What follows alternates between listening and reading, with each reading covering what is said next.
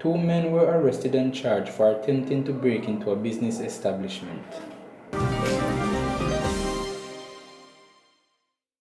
Two men were arrested and charged with the offense of shop breaking with the intent of an incident that took place at the Bedford Mall, Kingston 5 on Saturday, May 9.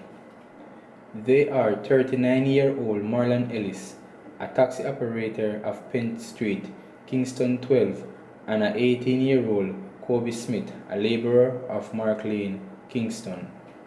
Reports from the Halfway Tree police station are about 7 p.m.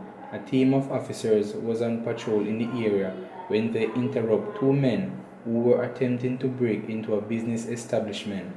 The two men were arrested.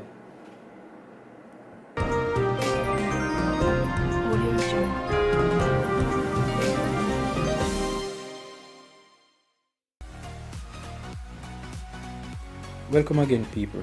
Remember to leave a comment below and share and like the video and subscribe for more great content, and remember to check out one of our suggested videos on the screen. Until next time, peace.